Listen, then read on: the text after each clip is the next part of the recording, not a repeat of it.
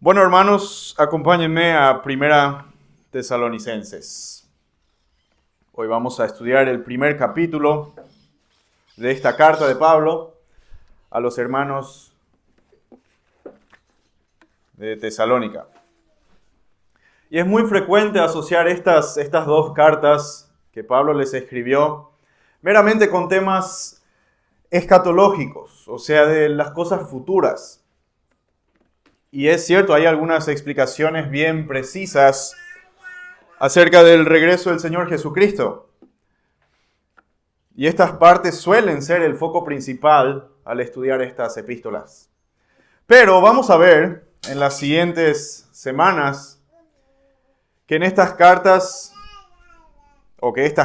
son principalmente eclesiásticas, o sea, hablan de la iglesia, de cómo debe ser el comportamiento en la iglesia, cuáles son las marcas de una verdadera iglesia sana. Habla de las responsabilidades que tienen los líderes con la congregación. Habla de las responsabilidades que tiene la congregación con los líderes. Habla del crecimiento espiritual de las personas, de que deben estar firmes en medio de la persecución, de que la iglesia debe llevar el evangelio a otras personas. Habla de la disciplina en la iglesia a miembros que viven en pecado. Y así habla de varios temas relacionados a la iglesia. Entonces, esto como a modo de información antes de entrar a estudiar esta carta, vamos a tenerlo en cuenta. Tal vez para recordar un poco o para ir a ver el contexto de esta iglesia en Tesalónica, nos va a servir ir nuevamente al libro de Hechos, al capítulo 17, y vamos a leer cuál fue la experiencia de Pablo en los inicios de esta iglesia. Así que acompáñenme a Hechos 17, y vamos a leer los primeros versículos de ese capítulo. Hechos 17 dice así: Pablo y Silas en Tesalónica. Después de pasar por Anfípolis y Apolonia, Pablo y Silas llegaron a Tesalónica, donde había una sinagoga de los judíos. Y Pablo entró según su costumbre y por 3 días de reposo discutió con ellos basándose en las Escrituras, explicando y presentando evidencias de que era necesario que el Cristo padeciera y resucitara de entre los muertos, y diciendo: este Jesús, a quien yo les anuncio, es el Cristo. Algunos de ellos creyeron y se unieron a Pablo y a Silas, junto con una gran multitud de griegos temerosos de Dios y muchas de las mujeres principales. Pero los judíos, llenos de envidia, llevaron a algunos hombres malvados de la plaza pública, organizaron una turba y alborotaron la ciudad. Asaltando la casa de Jasón, procuraban sacarlos al pueblo. Al no encontrarlos, arrastraron a Jasón y a algunos de los hermanos ante las autoridades de la ciudad, gritando: estos que han trastornado al mundo han venido acá también. Y Jasón los ha recibido. Todos ellos actúan contra los decretos de César, diciendo que hay otro rey, Jesús. Y alborotaron a la multitud y a las autoridades de la ciudad que oían esto. Pero después de recibir una fianza de Jasón y de los otros, los soltaron. Y más adelante, en los versículos 13 al 15, vemos que dice lo siguiente: pero cuando los judíos de Tesalónica supieron que la palabra de Dios había sido proclamada por Pablo también en Berea, fueron también allá para agitar y alborotar a las multitudes. Entonces los hermanos inmediatamente enviaron a Pablo para que fuera hasta el mar. Pero Silas y Timoteo se quedaron allí. Los que conducían a Pablo lo llevaron hasta Atenas y después de recibir órdenes de que Silas y Timoteo se unieran a él lo más pronto posible, se fueron. O sea, este es el contexto en el que nace esta iglesia en Tesalónica. La ciudad de Tesalónica era la capital y ciudad principal de Macedonia, una provincia romana, y estaba situada en un punto muy estratégico. Estaba situada en la vía Egnatia, una vía principal de ese tiempo, que era como la carretera principal del Imperio Romano. O sea que era una ciudad muy prominente, económicamente muy importante, y para el Evangelio era una ciudad estratégica por su ubicación. Entonces, esta es la iglesia a la que Pablo escribe en esta carta a los tesalonicenses. Y vamos a leer los primeros versículos, a ver qué les dice. Primera Tesalonicenses 1, 1 al 3. Dice: Pablo, Silvano y Timoteo, a la iglesia de los tesalonicenses en Dios Padre y en el Señor Jesucristo. Gracia a ustedes y paz.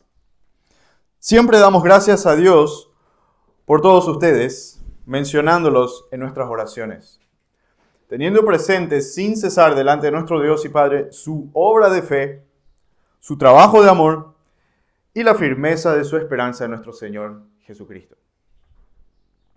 Hasta aquí los primeros versículos con los que Pablo inicia esta carta. Como siempre da un saludo, se presenta así, y en este caso también se presenta junto con Silvano y Timoteo, que eran dos que habían colaborado con Pablo en su ministerio y fueron parte de la fundación y del cuidado posterior de esta iglesia en Tesalónica. Entonces, inmediatamente ya al inicio, luego de saludar, Pablo expresa su agradecimiento ante Dios. Y estas palabras agradables con las que Pablo inicia esta carta no son fingidas, no es algo que es un mero formalismo. Pablo realmente estaba agradecido por el estado en el que se encontraba esta congregación. Cuando Pablo no estaba conforme con la situación de una iglesia, no tardaba en confrontar con la verdad. A los Gálatas, por ejemplo, luego de saludarlos, dice: me maravillo de que tan pronto ustedes hayan abandonado a aquel que los llamó por la gracia de Cristo para seguir un evangelio diferente. Ahí el tono es bien fuerte y bien directo, pero aquí a los tesalonicenses tenemos un tono muy agradable y Pablo está muy agradecido a Dios por cómo estaban comportándose estos hermanos en Tesalónica. Y resume su agradecimiento en 3 puntos: la obra de fe, el trabajo de amor y firmeza de su esperanza en Cristo. La obra de vuestra fe, dicen algunas traducciones, se refiere a que la fe verdadera produce obras. O sea, Pablo podía ver estas obras y por lo tanto él sabía que su fe era verdadera. Claro, hay que dejar en claro que las obras no son lo que trae la salvación. Romanos 3:20 dice: porque por las obras de la ley ningún ser humano será justificado delante de él, pues por medio de la ley viene el conocimiento del pecado. Claramente no somos salvos por las obras. Entonces, ¿cómo somos salvos? ¿Por medio de qué? Recordemos Efesios 2, 8 en adelante: porque por gracia ustedes han sido salvados por medio de la fe. Y esto no procede de ustedes, sino que es don de Dios, no por obras, para que nadie se gloríe, porque somos hechura suya, creados en Cristo Jesús para hacer buenas obras, las cuales Dios preparó de antemano para que anduviéramos en ellas. Entonces, si somos salvos, sí, por medio de la fe, no por obras, pero esta fe produce obras, porque somos nueva criatura en Cristo, como dice 2 Corintios 5:17. Si alguien está en Cristo, nueva criatura es. Las cosas viejas pasaron y ahora han sido hechas nuevas. Entonces, tenemos bien en claro eso, ¿no?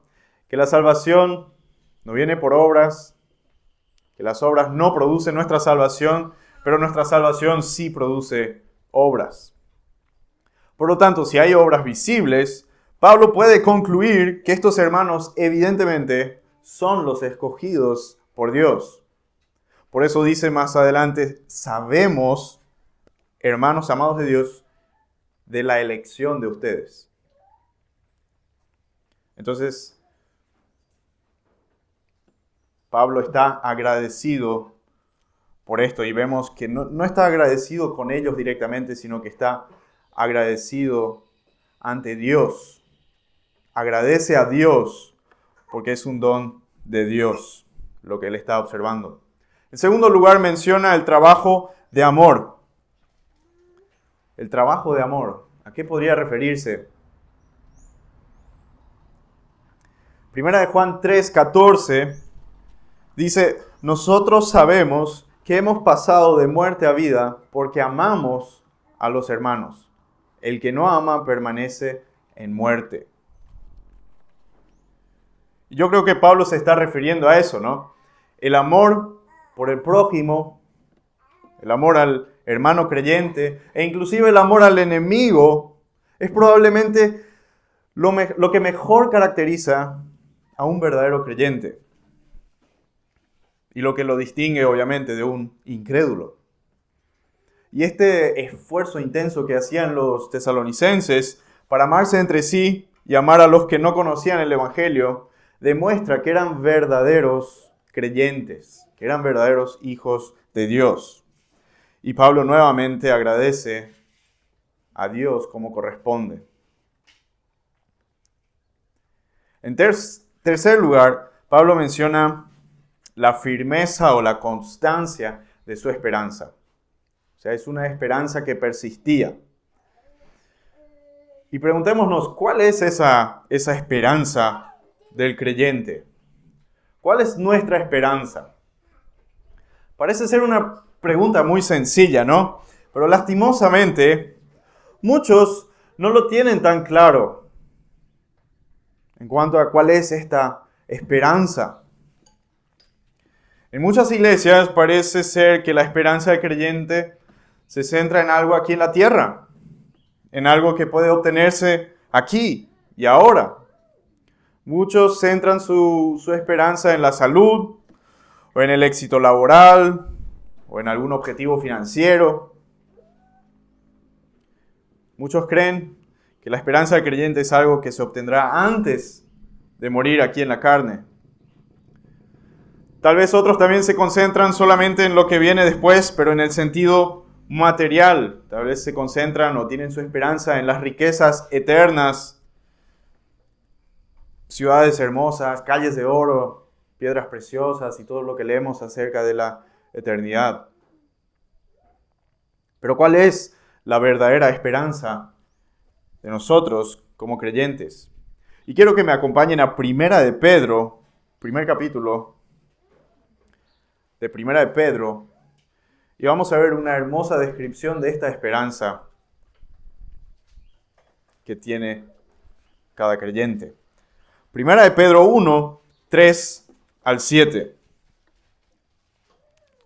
Bendito sea el Dios y Padre de nuestro Señor Jesucristo, quien según su gran misericordia nos ha hecho nacer de nuevo a una esperanza viva, mediante la resurrección de Jesucristo de entre los muertos, para obtener una herencia incorruptible, inmaculada, y que no se marchitará, reservada en los cielos para ustedes.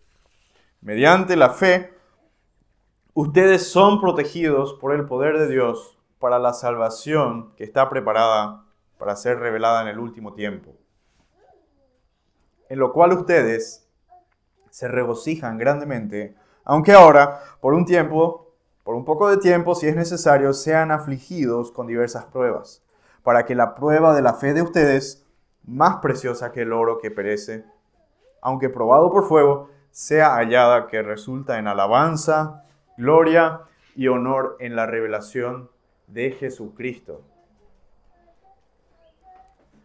Claramente nuestra esperanza es la eternidad con Cristo. Y esa unión absoluta y perfecta con Él iniciará a su regreso a la tierra. Entonces ese es el centro de nuestra esperanza como creyentes. Pero no es todo eso. Hay más. Y no hay necesidad de ir tan lejos para encontrar esta respuesta, podríamos haber mirado al segundo capítulo en Primera Tesalonicenses. Así que si me acompañan de nuevo a Primera Tesalonicenses, esta vez en el segundo capítulo, los versículos 19 y 20, vemos algo muy interesante en cuanto a esta esperanza. Pablo dice, porque ¿quién es nuestra esperanza o gozo o corona de gloria? ¿No lo son ustedes en la presencia de nuestro Señor Jesús en su venida? Pues ustedes son nuestra gloria y nuestro gozo. Si no amas a tu hermano, yo me pregunto, si no amas a tu hermano en Cristo, aquí en la tierra, ¿para qué quieres ir al cielo? ¿No te producirá gozo estar en la presencia del Señor con millones de otros creyentes?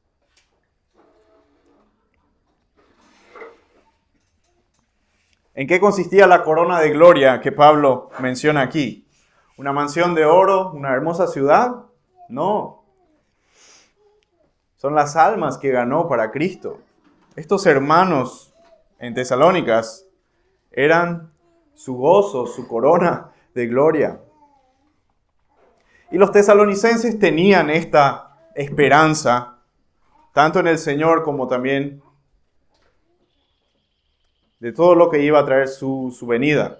Claro, más adelante vamos a ver que tenían confundidos algunos temas en cuanto a eso, pero aquí Pablo menciona que tenían una esperanza de su regreso. Y ese es un motivo de agradecimiento de Pablo ante el Señor, que solo Cristo puede darnos esta esperanza. Entonces, hasta aquí en estos primeros 3 versículos ya tenemos 3 marcas de una iglesia verdadera. Y continúa Pablo diciendo, versículos 4 y 5, lo siguiente. Sabemos, hermanos, amados de Dios, de la elección de ustedes, porque nuestro evangelio no vino a ustedes solamente en palabras, sino también en poder y en el Espíritu Santo y con plena convicción.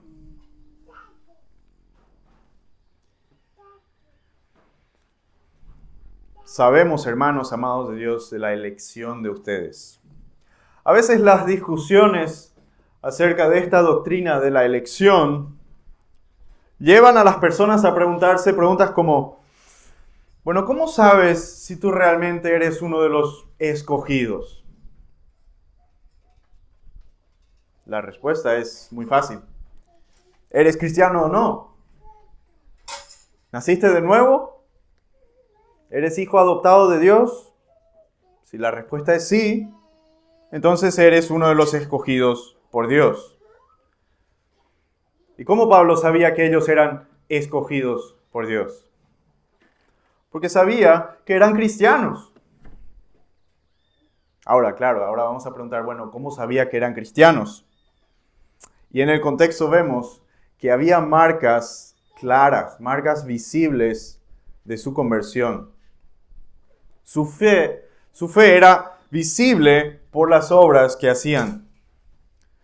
Menciona, por ejemplo, que no solo les había llegado la palabra, sino que esa palabra había dado fruto.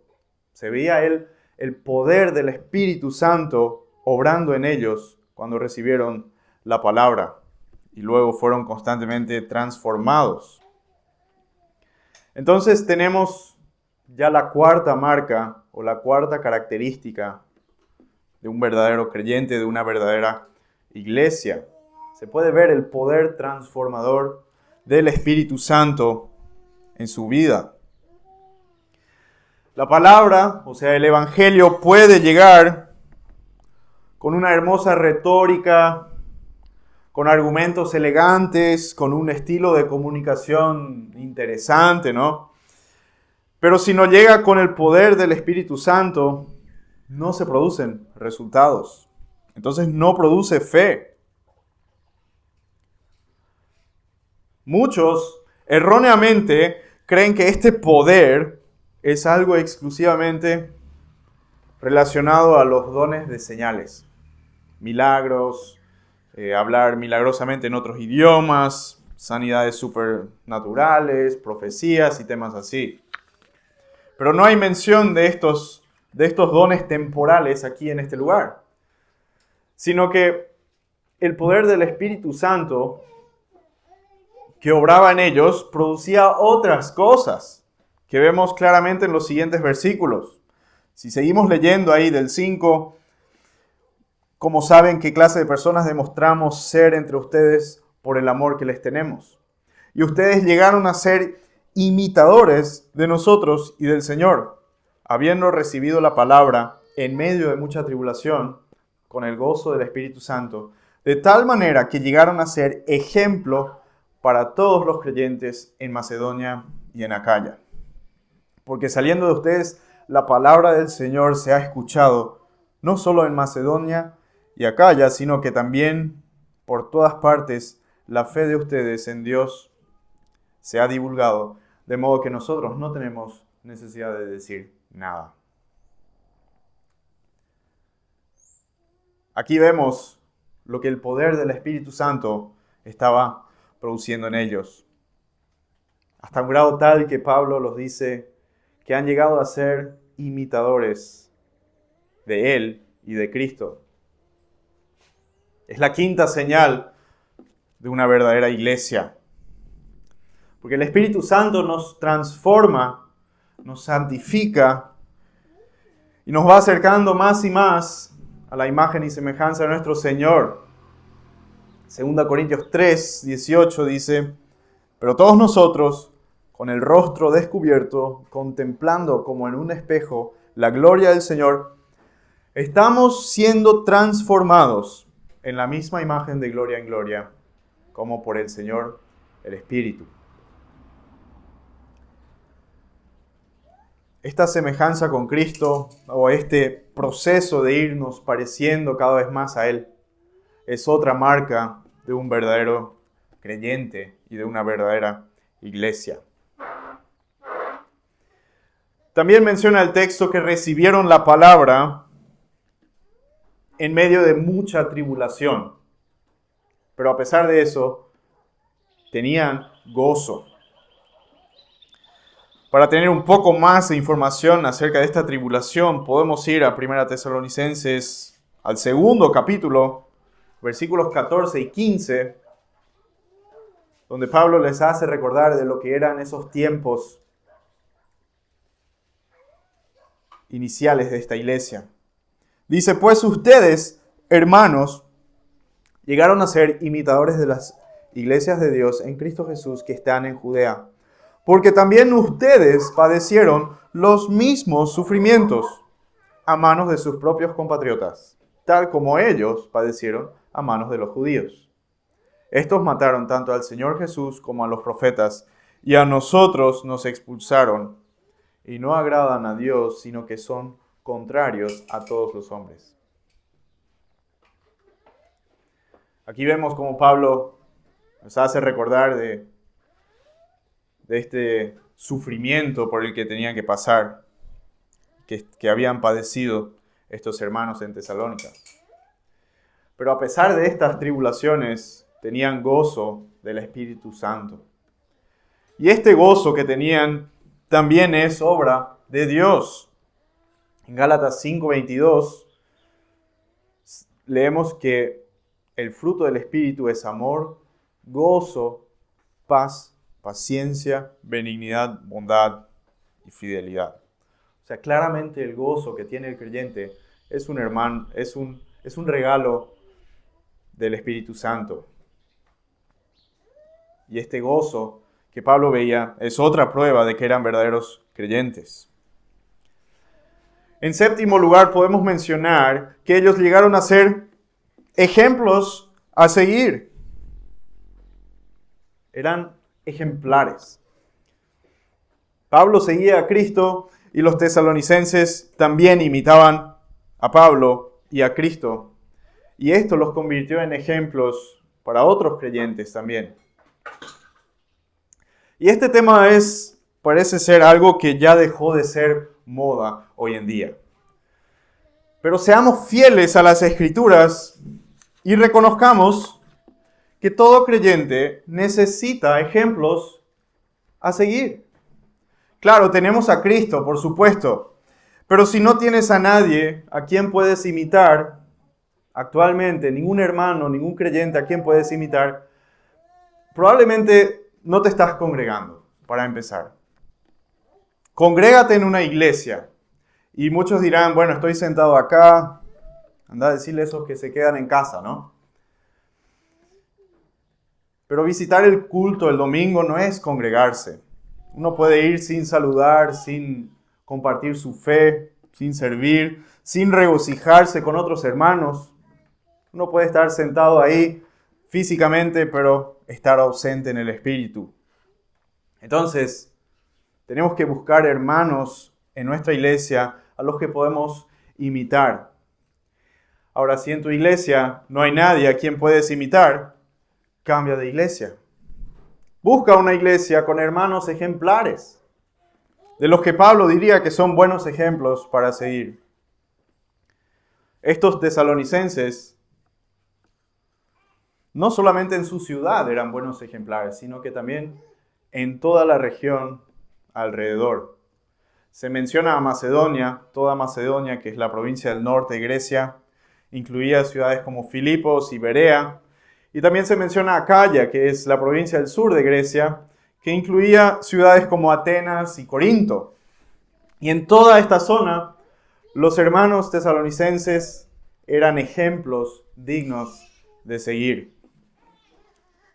Claramente, una marca, una característica de una iglesia verdadera es que tenga ejemplos a los que se puede seguir. En octavo lugar, menciona la fidelidad que esta iglesia tenía en la proclamación del Evangelio. Menciona el texto que llevaron la buena noticia a otras localidades, Macedonia y Acaya. Y el término que Pablo usa se puede traducir como resonar o como retumbar, como una trompeta o como un trueno. O sea, no era un sonido así silencioso nomás que algunos escuchaban. No, el mensaje que ellos llevaban sonaba como una trompeta, como un trueno, y eso de forma continua, constante. De tal forma, Pablo dice que él y sus colaboradores no tenían necesidad de decir nada acerca de los tesalonicenses, porque todas las personas alrededor ya conocían de su fe, ya sabían de estos hermanos tesalonicenses. Pablo no tenía que decirles, mira, ellos son así, así. No, la gente ya sabía cómo se comportaban ellos. Eran bien conocidos por su proclamación del Evangelio. Claramente otra marca distintiva de una verdadera iglesia. Y luego tenemos en el versículo 9 un cambio radical en la vida de estos hermanos. Dice, versículo 9, pues ellos mismos cuentan acerca de nosotros, de la acogida que tuvimos por parte de ustedes y de cómo se convirtieron de los ídolos a Dios, para servir al Dios vivo y verdadero. El término aquí, convertirse, se convirtieron, significa cambiar a la dirección opuesta. No solo cambiar la forma de pensar acerca de algunas características o de algo acerca de Cristo, no era solamente un pequeño ajuste en lo que uno cree a nivel intelectual, sino que se refiere a un cambio total de lealtad. Ahora tenían un nuevo amo a quien seguir y a quien servir. Había ocurrido un cambio radical en la vida de estas personas. De adorar a ídolos, de dioses muertos, pasaron a alabar al Dios verdadero, al Dios vivo. Al Dios que les podía dar también la única esperanza verdadera. Y eso se menciona en el versículo 10. ¿Cuál era esta esperanza? Dice, y esperar de los cielos a su Hijo, al cual resucitó de entre los muertos, es decir, a Jesús, quien nos libra de la ira venidera.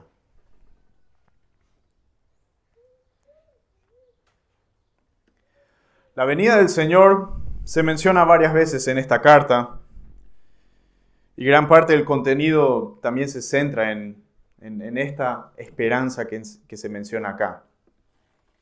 Más adelante en el capítulo 4, Pablo da más detalles acerca del orden cronológico en el que estos eventos relacionados a la venida del Señor van a ocurrir. Pero vemos aquí en este texto que es una característica de estos creyentes. Y es una característica para nosotros hoy también. Esperamos la venida del Señor. En la vida tenemos que esperar, o esperamos muchas cosas, ¿no? Y muchos se concentran solamente en estas esperanzas aquí terrenales. Muchos esperan que sea la hora para dejar de trabajar y regresar a casa. O esperan que sea viernes para que puedan disfrutar el fin de semana. Esperan que sea fin de mes para que por fin puedan gastar otra vez su dinero. O esperan fin de año, el aguinaldo y las vacaciones. O tal vez esperan el día en el que por fin podrán encontrar a alguien con quien casarse. Claro, eso es algo bueno, ¿no? Pero tu vida no debe girar en torno a ese deseo exclusivamente. Muchos esperan tal vez el momento en el que por fin habrán pagado todas sus deudas. Muchos esperan su jubilación para que por fin puedan tener tiempo para hacer las cosas que más les interesan. Y así nos pasamos esperando toda la vida en cosas terrenales de poca importancia en comparación con lo que vendrá después. Pero nuestra esperanza como creyentes es la venida del Señor. Tal vez ya te olvidaste de algunos puntos de esta lista de características que mencionamos, pero si vas a llevar solamente una cosa de esta prédica, llévate esto. Nuestra esperanza como creyentes es la venida del Señor, en toda su gloria y nuestro reencuentro con Él y todos los santos. Esa es nuestra esperanza como creyentes. Y espero que nosotros podamos ser también esta iglesia que vimos en estos versículos, ¿no?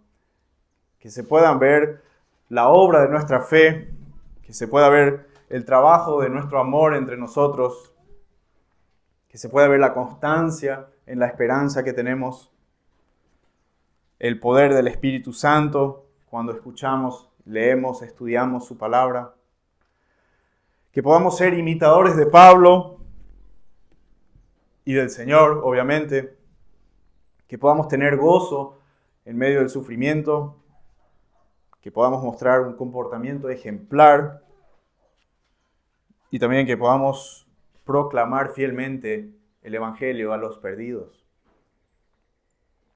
Que esas sean nuestras características también. Que se vea nuestra sumisión al nuevo amo, al nuevo Señor que tenemos. Y también que se vea en nuestras vidas esa esperanza que tenemos en su venida. Hermanos, vamos a orar. Padre, te damos gracias por el texto que pudimos leer hoy. Reconocemos que estas son las marcas que tú exiges, que tú quieres ver en nosotros.